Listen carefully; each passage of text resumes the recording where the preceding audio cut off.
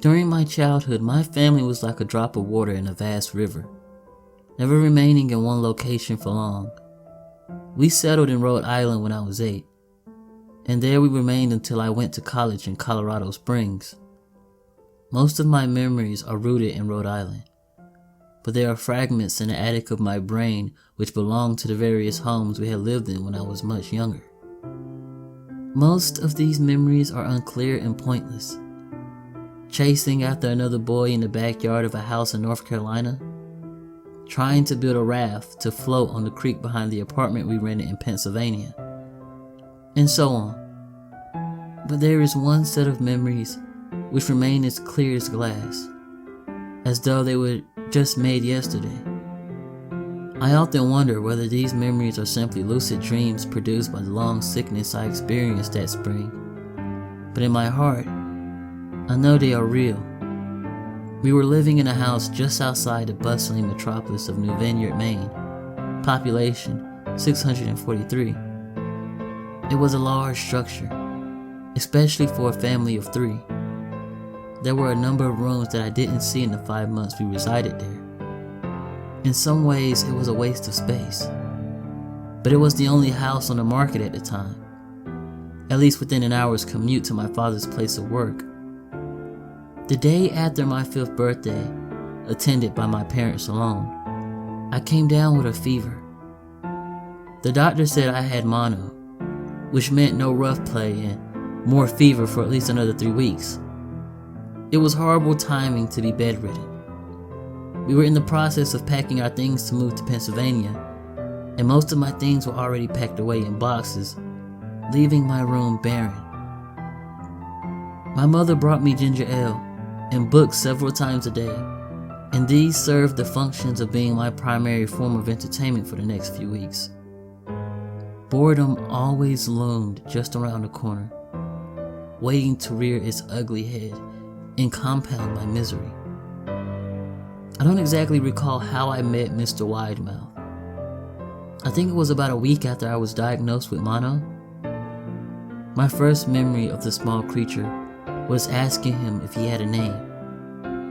He told me to call him Mr. Widemouth because his mouth was large. In fact, everything about him was large in comparison to his body. His head, his eyes, his crooked ears, but his mouth was by far the largest. "You look kind of like a Furby," I said as he flipped through one of my books. Mr. Widemouth stopped and gave me a puzzled look. "Furby? What's a Furby?" he asked. I shrugged. "You know, the toy, the little robot with the big ears.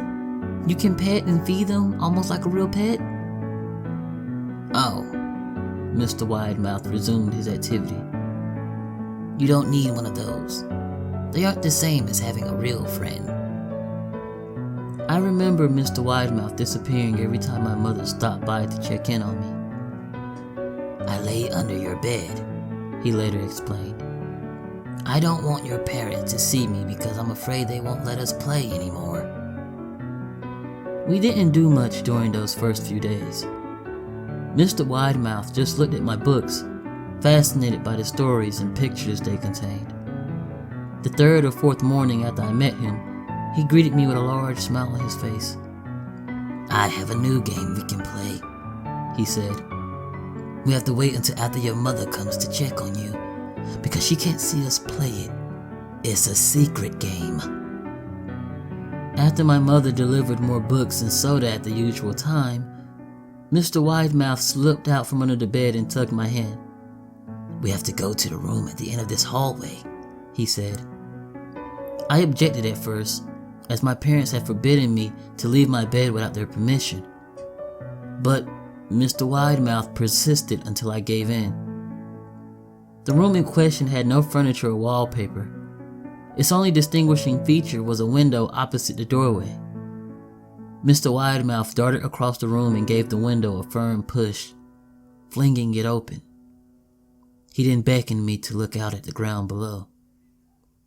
We were on the 2nd story of the house, but it was on a hill, and from this angle the drop was farther than 2 stories due to the incline. "I like to play pretend up here," Mr. Widemouth explained. "I pretend that there's a big soft trampoline below this window, and I jump. If you pretend hard enough, you bounce back up like a feather. I want you to try." I was 5 years old with a fever, so only a hint of skepticism darted through my thoughts as I looked down and considered the possibility. "It's a long drop," I said. "But that's all a part of the fun. It wouldn't be fun if it was only a short drop. If it were that way, you may as well just bounce on a real trampoline." I toyed with the idea, picturing myself falling through thin air only to bounce back to the window on something unseen by human eyes. But the realist in me prevailed. Maybe some other time," I said. "I don't know if I have enough imagination. I could get hurt." Mr. Widemouth's face contorted into a snarl, but only for a moment. Anger gave way to disappointment. "If you say so," he said. He spent the rest of the day under my bed, quiet as a mouse. The following morning, Mr. Widemouth arrived holding a small box. "I want to teach you how to juggle," he said. "Here are things you can use to practice before I start giving you lessons." I looked in the box. It was full of knives. "My parents will kill me," I shouted, horrified that Mr. Widemouth had brought knives into my room. Objects that my parents would never allow me to touch. "I'll be spanked and grounded for a year." Mr. Widemouth frowned. "It's fun to juggle with these. I want you to try it." I pushed the box away. "I can't. I'll get in trouble. Knives aren't safe to just throw in the air." Mr. Widemouth's frown deepened into a scowl. He took the box of knives and slid under my bed, remaining there the rest of the day. I began to wonder how often he was under me. I started having trouble sleeping after that. Mr. Widemouth often woke me up at night, saying he put a real trampoline under the window, a big one that I couldn't see in the dark. I always declined and tried to go back to sleep, but Mr. Widemouth persisted. Sometimes he stayed by my side until early in the morning, encouraging me to jump. He wasn't so fun to play with anymore. My mother came to me one morning and told me I had her permission to walk around outside. She thought the fresh air would be good for me, especially after being confined to my room for so long. Ecstatic, I put on my sneakers and trotted out to the back porch, yearning for the feeling of sun on my face. Mr. Widemouth was waiting for me. "I have something I want you to see," he said.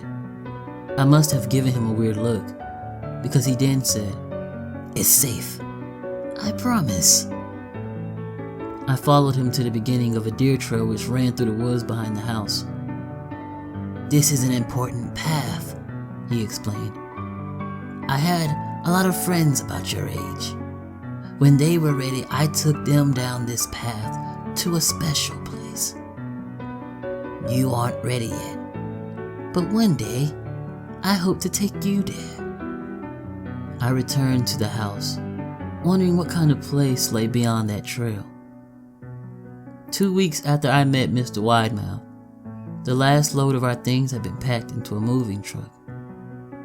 I would be in the cab of that truck, sitting next to my father for the long drive to Pennsylvania.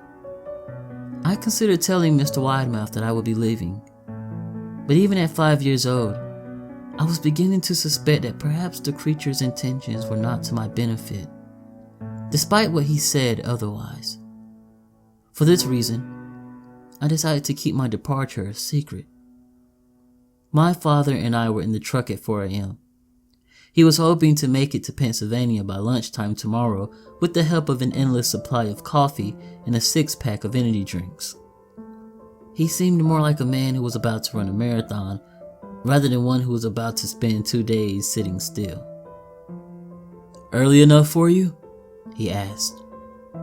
I nodded and placed my head against the window, hoping for some sleep before the sun came up. I felt my father's hand on my shoulder. "This is the last move, son. I promise. I know it's hard for you, as sick as you've been. Once Daddy gets promoted, we can settle down and you can make friends." I opened my eyes as we backed out the driveway. I saw Mr. Widemouth's silhouette in my bedroom window. He stood motionless until the truck was about to turn onto the main road. He gave a pitiful little wave goodbye, steak knife in hand. I didn't wave back. Years later, I returned to New Vineyard. The piece of land our house stood upon was empty except for the foundation, as the house burned down a few years after my family left. Out of curiosity, I followed the deer trail that Mr. Widemouth had shown me. Part of me expected him to jump out from behind a tree and scare the living daylights out of me. But I felt that Mr. Widemouth was gone, somehow tied to the house that no longer existed. The trail ended at the New Vineyard Memorial Cemetery. I noticed that many of the tombstones belonged to children.